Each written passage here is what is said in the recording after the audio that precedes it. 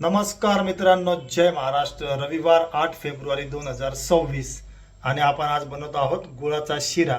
तर चला तुम्हाला रेसिपी दाखवतो आणि मी ही पहिल्यांदा बनवतोय, जमतोय का बघू चला.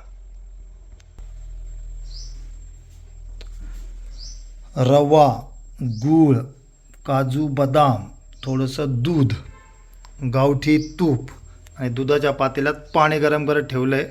चला सुरू करू. तूप गरम करून घेतलं आहे. थोडंसं तूप टाकू आपण आता.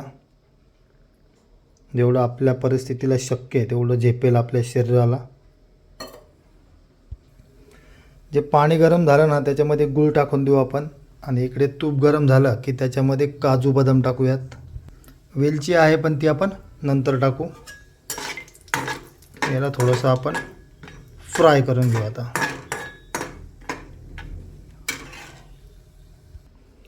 आता टाकूया रवा. रवा थोडासा ऑलरेडी भाजलेला होता, म्हणजे भाजून ठेवतो, वेळ वाचतो आपला. थोडंसं त्याला अजून हलकासा ब्राऊन करून घेऊ आपण. आपला रवा भाजला आहे. आता आपण मस्त गुळाचं थोडं थोडं पाणी त्याच्यात टाकूयात.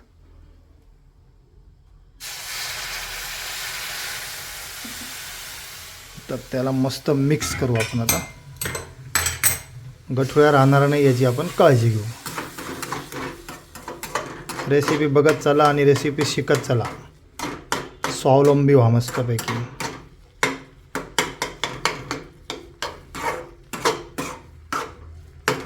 अजून टाकूयात पाणी. तो रवा शिजला पण पाहिजे.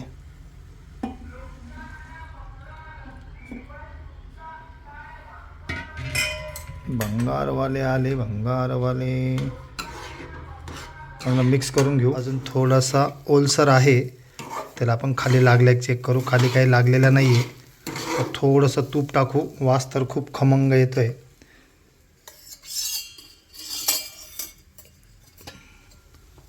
थोडंसं थोडंसं थोडंसं. ओके,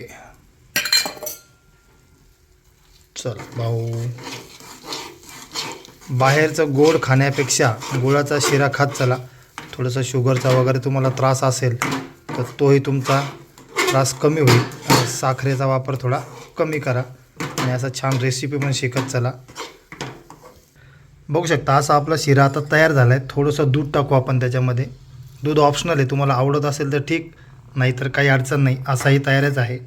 आणि त्यासोबत आपण आता वेलचीची पूड आणि बाकीचे ड्रायफ्रूट्स आपले टाकून घेऊ. पुन्हा एकदा व्यवस्थित मिक्स करू.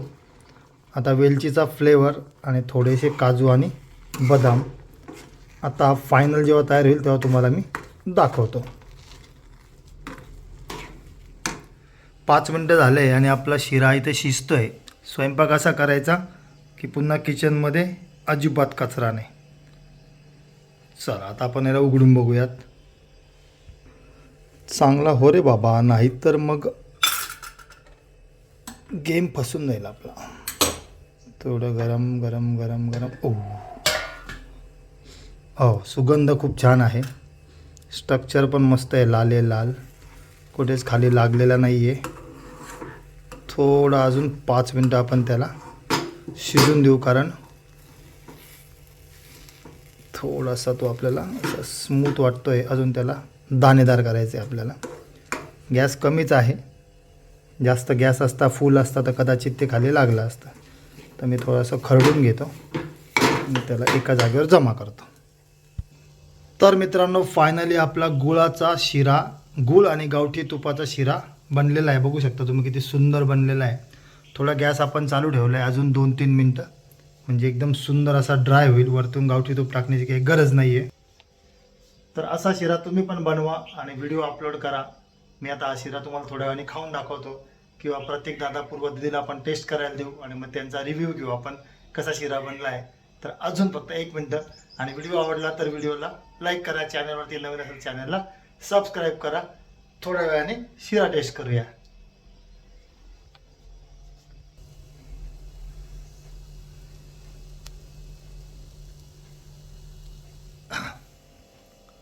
तर मित्रांनो, फायनली आपण हा गॅस बंद करू.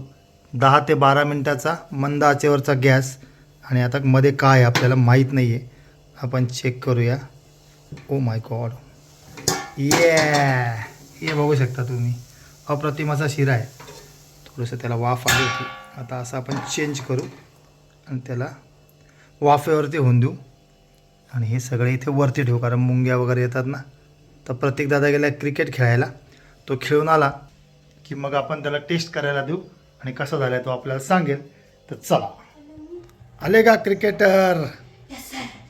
लय दमला काय?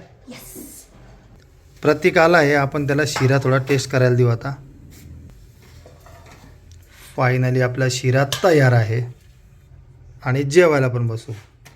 प्रतीक भैया, गुळाचा शिरा बनला आहे, खाऊन बघ. गोड, तिखट, आंबट कसा लागतोय सांग. मस्त आहे. मस्त आहे, खाणार का मग? मग व्हेरी गुड. तर मित्रांनो, प्रतीक दादाला शिरा आवडला आहे आणि मागे आपला शिरा आहे. रेसिपी आवडली तर नक्की सबस्क्राईब करायला विसरू नका. थँक्यू.